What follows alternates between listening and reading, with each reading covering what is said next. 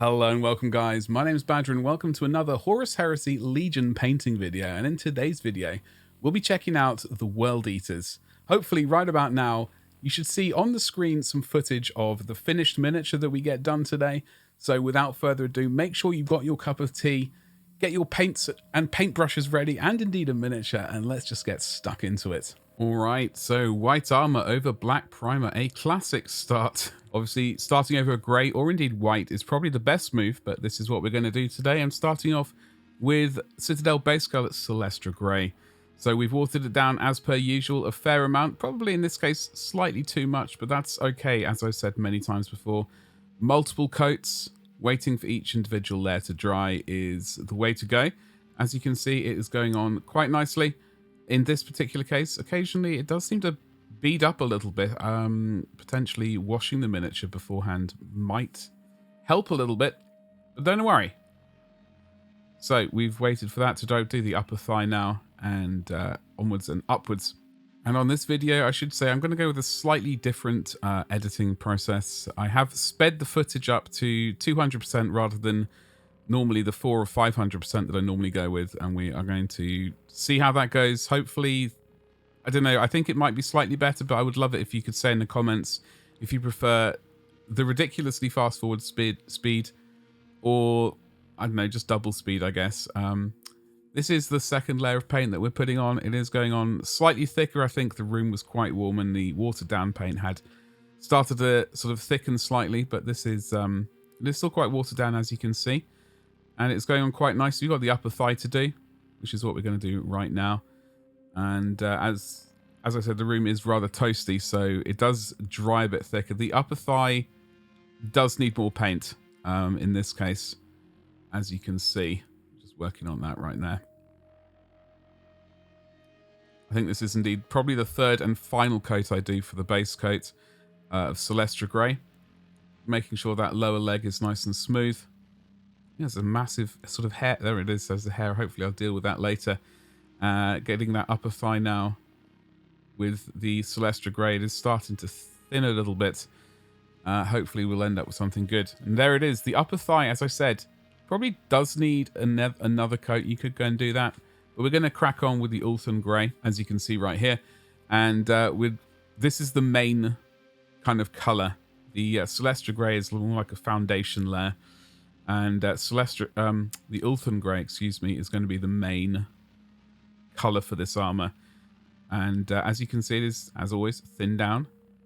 Multiple coats are going to be required. Painting over a grey or indeed a white primer would certainly be a lot quicker, but as I'm doing the entire series based off black primed miniatures, it's generally my preferred go-to method. I figured it was only fair and consistent with the rest of the series to do it over black primer, as I think I explained in the White Scars video.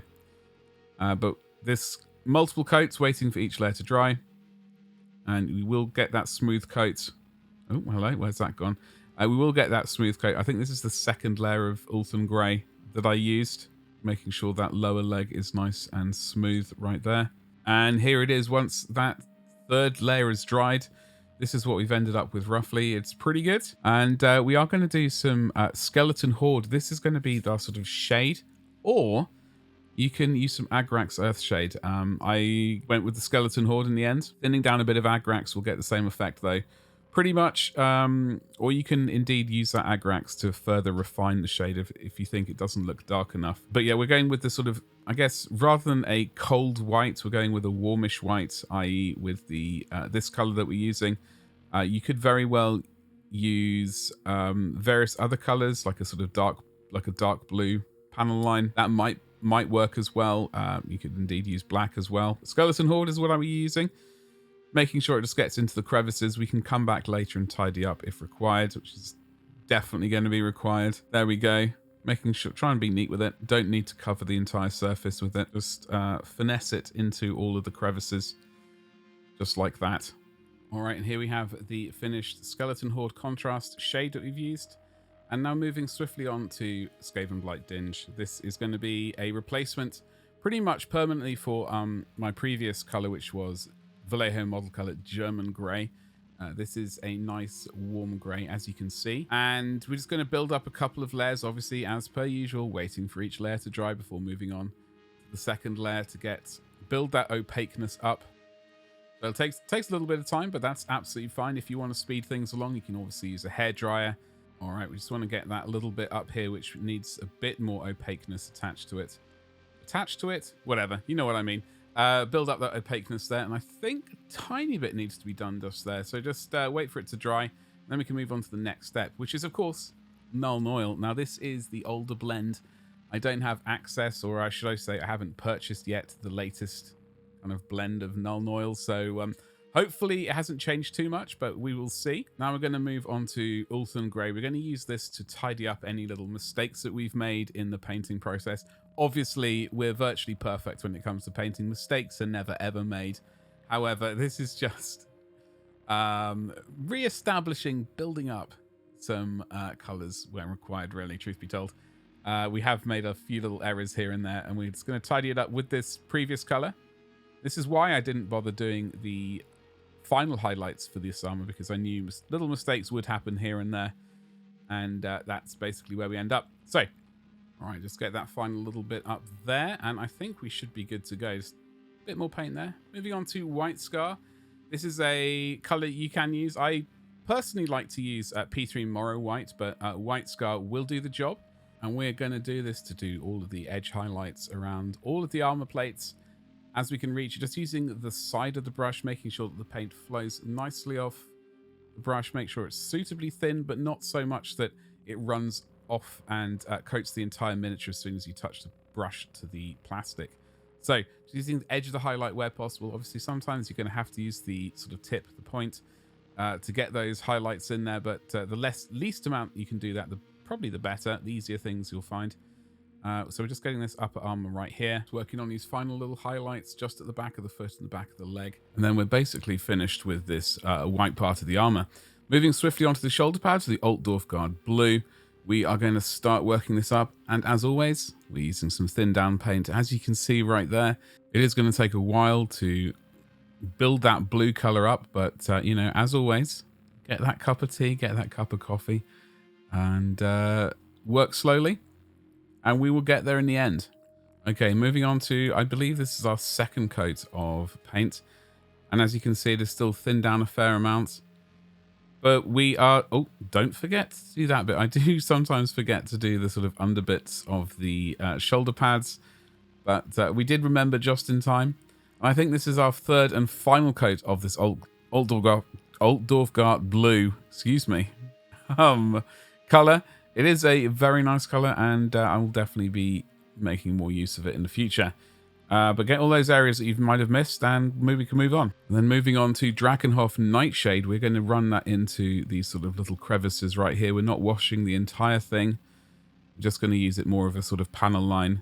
If required, we can go back and tidy stuff up. And also these little gaps in the sort of recesses of the back of the shoulder pad right there, we run that Drakenhoff Nightshade into. Just adds a bit of contrast with the brighter blue that we've already got put down. All right, and then Calgar Blue. We are going to use this as our final edge highlight. Obviously thinned it down nicely so that it will run off the brush very smoothly and not flood the miniature surface, as I've said multiple times. And yeah, basically we're just going to use that as the edge highlight using the side of the brush rather than the tip. We shouldn't need to use the tip of the brush on this for this particular part unless there's a very small panel line which we need to get to. Moving around to the front of the shoulder pad, we're also going to get that edge highlight there. It is a thin down, so probably 2 coats might be required, depending on how bright you want it to be, the ultimate look. But as always, it does dry darker than when it sort of first goes down. So wait for it to dry, evaluate the sort of opaqueness of the paint, and make a decision based on that. There we go. It's looking quite nice so far. I think a tiny bit more is needed at the front. And there it is, the finished shoulder pad. Now repeat this on the other one, and we can move on to the next step. And now moving on to the metal part. So we're going to use Leadbelcher. I'm going to point at those rivets because that's what we're about to paint. Obviously, you'll see that gun down there. We've already put some steel down there. So painting these rivets with Leadbelcher, I'm just going to just do the sort of tops of the rivets for now, and then spend a bit of time moving that metal sort of down the sides of the rivets, so to speak, towards that blue bit of shoulder pads, trying to cut down on errors where possible. And then we're going to use Agrax Earthshade.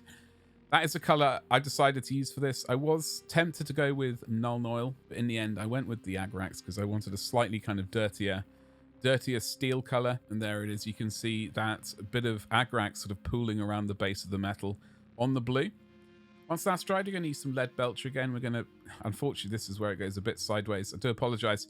We are going to use that Leadbelcher to bring some of that shine back. We're going to leave that kind of Agrax bit around the base of the rivets, as you can see.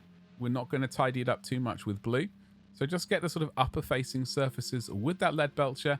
And that's basically all we're going to do for this. You certainly can go brighter. I'm going to leave it at this because I think that is it works well for these guys. All right, now we're going to move on to some Abaddon black. Right, we're going to use this. We're going to fill in the eye sockets. Currently, they are currently painted white. So we're going to start off from a black base coat, fill in those eye sockets with some black paint, and move on to the next stage. It's unfortunately black right by the white armor. It can be a bit, it can make a bit more work for you. So just take your time, be slow, and everything will be absolutely fine. And as you can see, we've almost made no mistakes on this. There's a little bit of a mistake on its left eye, but we will fix that with a tiny dab of white, hopefully sooner rather than later. Moving on to the base of our green lens, we're using Caliban green. It's a nice dark green. It'll get the job done for us. So we're just going to slowly start to work from the outside, or the outside of the helmet, to the inside towards like the conical, weird nose, pointy part of the helmet. That's generally how I like to sort of start off. And then I'd like to come back and do the other way around from the sort of center outwards, if that makes any sense to you. Hopefully, looking at this video, it might give you an indication. And that's it, basically. I'd like to leave a tiny little black line around the very edges of the lens. And now we're going to move on to Citadel Layer Warpstone Glow. I'm going to work from the other way around, so from the center outwards to begin with, just to get... You can see how much green we put in that lens. There's a tiny bit of the dark green at the very end. Now we're moving swiftly on to Moot green, which is a nice bright green, as you can see. And we're going to work from the sort of center of the lens towards the center of the helmet to start with. And then we're going to reverse that process and work from the sort of center of the helmet towards the middle of the lens. I did try explaining this once before, but it came out all kinds of confusing. So hopefully that was a slightly better rendition of it. And that's basically all there is to it. And then we're going to move on to some white scar right now. This is going to be our final kind of specular highlight on the lens. So it's going to be on the very outside of each lens. A tiny little dot or two in the very corner. We're just going to push that little dot into the very corner. Oh, that paint looks like it might have been a bit too dry. There it is, though. There is both sides of the lens done, as you can see, with a little white dot. The black outline, I think, works quite nicely. It brightens things up and adds a bit of sort of shape definition. And now I've stuck on the arms, or the gun even, the hands. And I'm pretty happy with it. I like the Agrax on the metal. I like how it looks. It ties in with the skeleton horde contrast. The armor is looking nice and bright. I love that blue.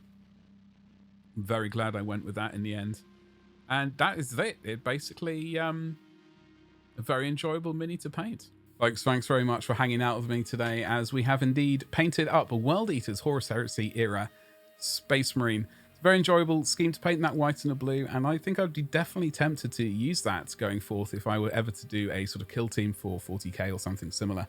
Now, hopefully by now you've liked, subscribed, and hit the bell for notifications, and you'll use that notification to check out next week's video where we paint the Ultramarines, a favorite legion of mine. And yeah, that's basically all I got to say. Thank you so much again for hanging out, and by the way, do you like this new format of video with slightly different editing during the painting part of it? Please comment in the comments below. That would be great, because it is a genuine help. Thank you, and goodbye.